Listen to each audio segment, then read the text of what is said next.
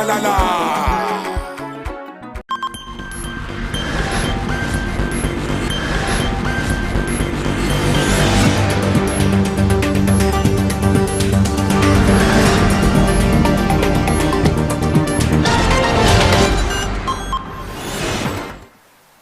Il est 19h30 à Pointe-Noire, même heure à Mossenjo. Madame, monsieur, bonsoir et bienvenue dans ce journal télévisé. Tout de suite, voici le sommaire.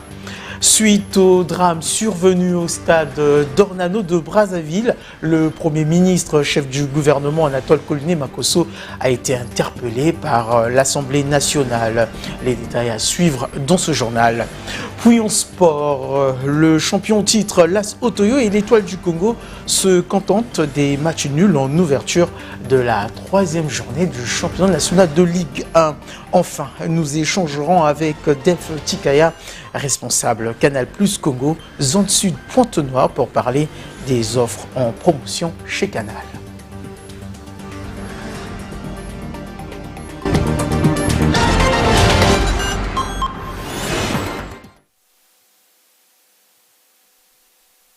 Congo et l'Organisation internationale du travail ont signé le programme de promotion du travail décent, PPTD 2023-2026. Ce programme qui promeut un leadership dynamique et un engagement réel et des actions publiques et privées implique également les organisations syndicales et patronales. Amélia Baker et Rossi Makaya nous en parlent. La République du Congo et l'Organisation internationale du travail OIT ont élaboré le programme de promotion du travail décent visant à obtenir des résultats importants grâce à une meilleure coordination des efforts des mandants pour la promotion de ce travail. Rémi Ganga, acteur syndical, salue ce processus. Nous, en tant que syndicalistes, nous avons accueilli cette information avec joie. Je pense qu'ils vont veiller pour qu'enfin ces accords signés avec l'OIT soient respectés. Pour Rémi Ganga, cet instrument de plaidoyer élaboré avec l'implication des organisations syndicales et patronales est un support important pour la résolution des problèmes liés au monde du travail. Toutefois, il déplore le fait que de nombreux programmes intéressants au Congo peinent à être mis en œuvre. Le syndicat est un acteur principal, tout comme le syndicat des employeurs, parce qu'il y a d'un côté les syndicats des travailleurs, des salariés que nous sommes, et de l'autre côté les syndicats des employeurs. Donc ce sont les acteurs principaux même. Et le gouvernement est là comme pour chapeauter. Nous devons demander à nos responsables de prendre à bras le corps cette occasion que l'OIT nous donne. Ce qui est mauvais dans ce pays, ce ne sont pas les lois. Même en termes de code de sécurité sociale, nous avons un très bon code de sécurité sociale. En termes de code de travail, nous avons un très bon code de travail. Mais est-ce qu'il est appliqué? À quoi bon de signer d'autres accords si les premiers ne sont pas respectés? Il ressort des signataires que les actions prévues dans le cadre de ce programme de promotion du travail décent permettront de couvrir les domaines de l'emploi, les normes et conditions de travail, ainsi que la sécurité sociale.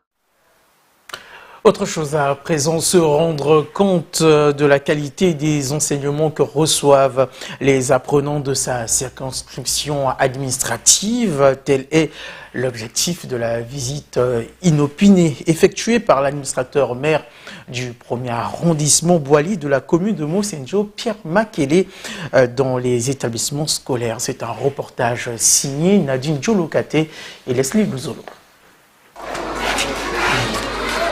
Bonjour les enfants. Merci,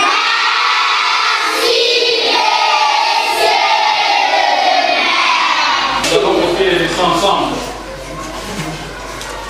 C'est une visite inopinée effectuée dans les établissements scolaires du 1er arrondissement Boali, organisée par son administrateur maire, Pierre Makele, qu'accompagnaient les conseillers pédagogiques de sa zone. Une façon pour lui de jauger le niveau des encadreurs, mais aussi la qualité des enseignements dispensés dans ces établissements. C'est différent entre le nombre en chiffres et le nombre en lettres. quand c'est indiqué, quand c'est les amis. Oui, c'est Très bien, bravo pour nous.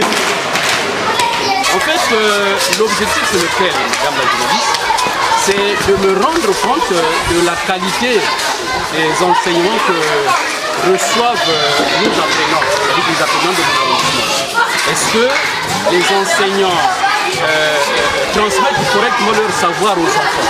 C'est ça l'objectif, parce que si je me fie seulement aux différents rapports que les inspecteurs et les chefs d'établissement m'envoient, ça ne suffit pas. Un bon chef, c'est celui qui descend sur le terrain et constate lui-même ce qui se passe. Ayant suivi ces enseignants 2 jours durant avec attention, les conseillers pédagogiques savent désormais comment apporter de l'aide à ces derniers et comment les accompagner, surtout dans cette mission qui n'a jamais été facile. L'enseignement, c'est un métier très très délicat et à telle enseigne que le suivi doit être permanent. Nous, en tant que techniciens du métier, on était obligés d'être à ses côtés et constater ensemble les difficultés que trouvent les enseignants au cours de cette mission. Et du coup, quand nous constatons comme tel, on doit organiser les leçons d'essai, les animations pédagogiques. Après quelques conseils d'usage pour ceux qui accusaient des lacunes, congratulations pour les plus brillants des enseignants, directeurs ou directrices, l'administrateur maire du 1er arrondissement, conscient des difficultés dans ce secteur de l'enseignement, a donné sa petite contribution, question d'alléger tant soit peu les soucis, notamment en distribuant des boîtes de craie. Une touche d'art dans cette édition. Parmi les ustensiles de cuisine vendus dans nos marchés se trouvent aussi désormais des produits fabriqués par nos artisans locaux à partir du bois et de certains alliages de fer. C'est un constat de Guy Serge de Mwanza et Chris Okissa. Dans la gamme des ustensiles de cuisine, les artisans congolais fabriquent aussi des articles qui sont en vente dans nos différents marchés. Ces articles sont généralement en bois ou en aluminium fondu, communément appelé cocotte. Quelques vendeuses rencontrées dans un marché parlent de l'attrait qu'exercent ces ustensiles locaux sur les femmes. Elle évoque également leur pertinence. Vraiment, ils ont vraiment s'intéressé sur le produit parce que c'est la bonne qualité du marmite. Le traditionnel de marmite, ce qu'on fabrique ici, là, c'est bon par rapport à l'alu. Vraiment, ça met du temps beaucoup même. C'est la bonne qualité du marmite. C'est bon les marmites là, on vend les marmites ici. Dans le registre de ces ustensiles de cuisine qui mettent en avant la production locale, on trouve des articles en bois, à l'instar des mortiers, des spatules et autres cuillères. De même, d'autres petits mortiers et des marmites sont fabriqués avec une fonte d'aluminium. Et comme indiqué au début de ce journal, nous recevons M. Delph Tikaya, responsable commercial Canal Plus Congo, zone sud de Pointe-Noire. Bonsoir. Bonsoir, monsieur le journaliste. Alors, Canal Plus Congo a lancé il y a quelques semaines une nouvelle promotion de fin d'année dénommée Canal Plus fait son festival. Quelle est la particularité de cette nouvelle offre promotionnelle ? Effectivement, comme vous le savez déjà, depuis le mois de juin de cette même année, nous avons lancé une grande campagne promotionnelle qui se dénomme Canal Plus fait son festival.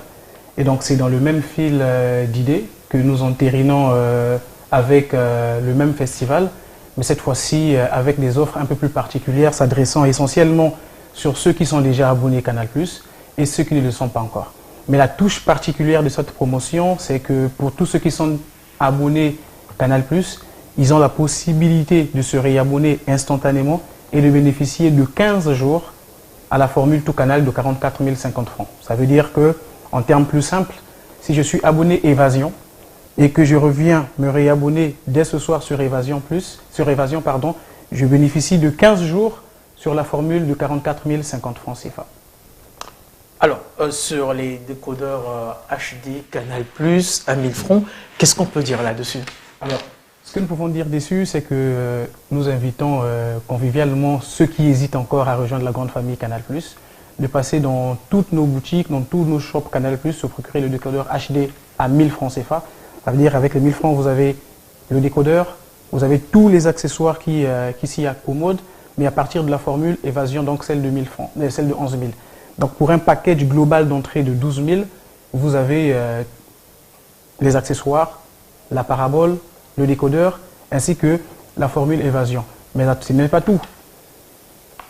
nous offrons aussi l'installation. Ça veut dire que l'installation est gratuite. C'est-à-dire à ce moment-là, quand vous faites l'achat de votre kit, un technicien vous accompagne jusqu'à chez vous pour vous faire une installation de façon gratuite afin de bénéficier des images en HD, d'une très bonne qualité de son et de bénéficier d'une garantie de 6 mois sur l'installation qui a été effectuée par le technicien de Canal+.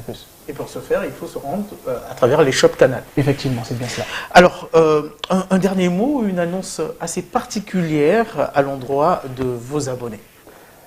Vous savez comme moi d'ailleurs que nous sommes en train d'aller petit à petit vers la grande fête du football africain, qui est donc la Coupe d'Afrique des Nations, qui aura lieu du 13 janvier au 11 février en Côte d'Ivoire, compétition à laquelle malheureusement le Congo ne participera pas, mais nous avons mis en place un dispositif exceptionnel en mettant en place à partir du 14 décembre une chaîne exclusivement en HD dénommée Canal+ Cannes.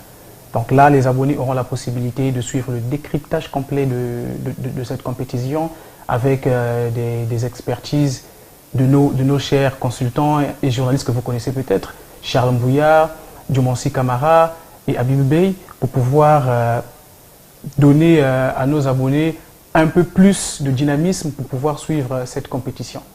Vous parlez de cette chaîne assez particulière ou dédiée typiquement à la CAN.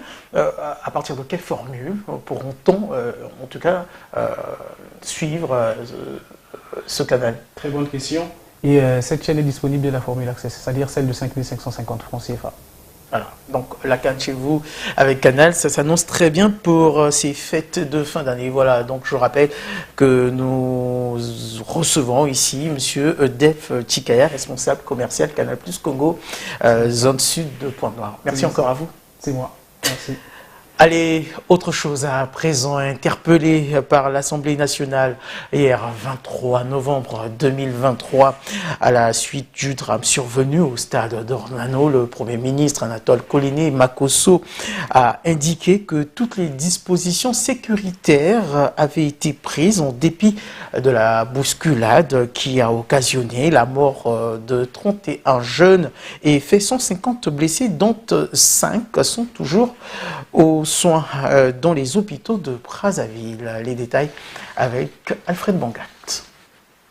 Devant les députés, Anatole Koliné Makosso a affirmé que toutes les dispositions logistiques sécuritaires pour aménager le site en vue d'accueillir les candidats au dépôt des dossiers à partir du lundi 20 novembre ont été prises. Dans la nuit du 19 novembre, aux environs de 23 h, plusieurs candidats ont commencé à se regrouper aux alentours du stade d'Ornano. C'est ainsi que, vers 4 h, tenant compte de la foule et dans le souci d'éviter l'obstruction de la voie publique, le dispositif de permanence et de sécurité a fait entrer à titre préventif dans le site les premiers qui étaient arrivés depuis 23 h pour les mettre dans la zone d'attente du gymnase, a-t-il expliqué, précisant que les opérations d'enregistrement et d'accueil ont commencé à 8 h 30 pour prendre fin à 15 h 30. Selon le chef du gouvernement, le nombre de dossiers à recevoir était de 700 et les candidats non retenus étaient invités à revenir le lendemain. Un message mal perçu par les jeunes, dont certains ont préféré rester aux abords de la caserne et du quartier OCH. Il a aussi relevé que le compte-rendu de situation fait par le chef d'état-major général des FAC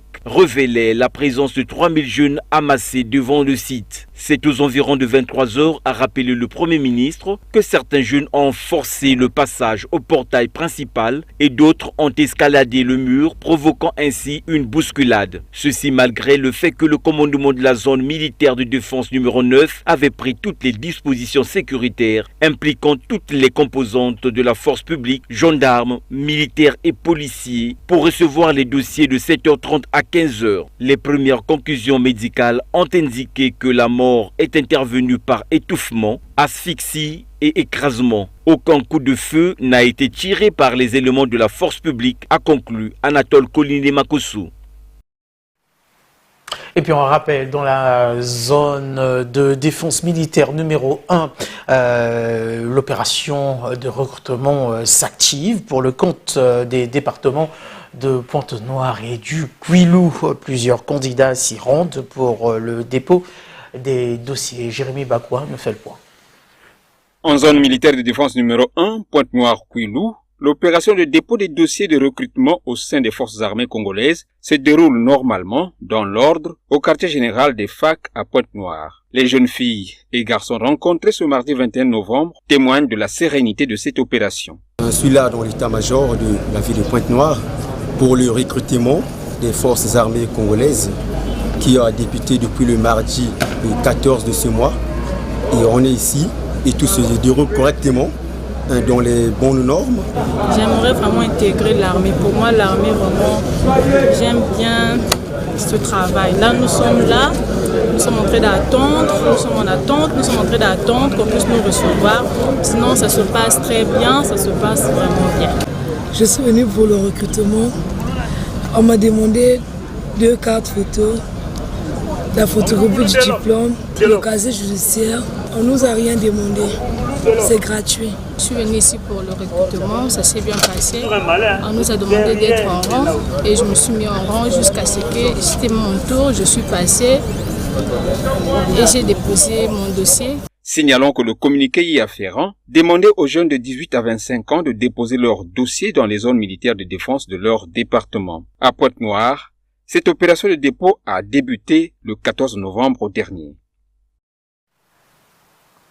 L'actualité à l'étranger partira de la RDC avec l'accueil de Moïse Katumbi à Goma en passant par le Burkina Faso où le général Tchiani, président nigérien, a été reçu en grande pompe par le capitaine Traoré. Le Tchad avec l'adoption de la loi sur l'amnistie générale pour chuter au Moyen-Orient où une trêve a commencé ce vendredi dans la guerre entre Israël et Hamas. Plus de détails dans ce commentaire de Guy Serge de Mointa. En République démocratique du Congo, la ville de Goma, dans l'Est, a accueilli le premier candidat en lice pour la présidentielle du 20 décembre prochain. Moïse Katumbi, ancien gouverneur du Katanga, était en meeting au stade Afia jeudi. Ce dernier a donc ouvert officiellement la campagne présidentielle dans la capitale du Nord Kivu, une province déstabilisée par la rébellion du mouvement du 23 mars, M23, qui combat les troupes gouvernementales depuis fin 2021.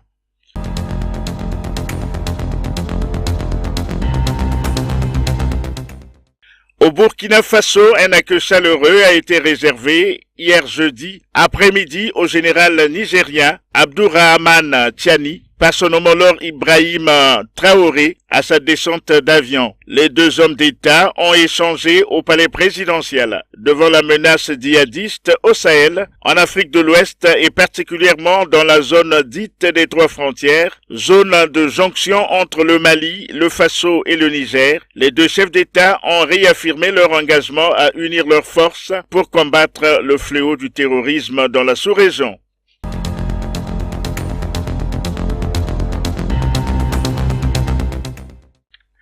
Au Tchad, le Conseil national de transition qui fait office de Parlement a adopté jeudi 23 novembre la loi d'amnistie proposée par le gouvernement par 145 votes pour, 6 contre et 2 abstentions. Ce texte couvre tous les participants, civils ou militaires, déjà poursuivis ou non, aux violences du 20 octobre 2022, un jeudi noir qui a fait entre 73 morts selon le gouvernement et au moins 218 morts selon la Ligue tchadienne des droits de l'homme.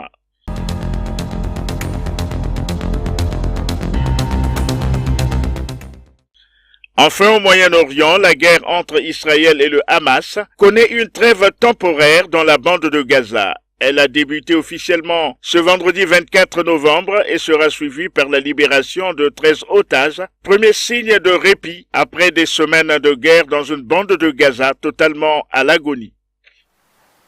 Chutant par le sport en ouverture de la 3e journée du championnat national de Ligue 1. Hier jeudi, l'AS Otoyo a affronté l'AS Juc et l'Étoile du Congo Kara. Le champion au titre Otoyo et l'Étoile se sont contentés des matchs nuls. Plus d'explications dans ce commentaire. Dans un stade Alphonse Massamba-Débat trompé d'eau, l'Étoile du Congo faisait face à Kara dans le cadre de la 3e journée du championnat. Dominateurs, les Stéliens se sont procurés plusieurs occasions en première période sans pourtant marquer. Même scénario au retour des vestiaires, voyant les deux équipes se quitter dos à dos, 0-0.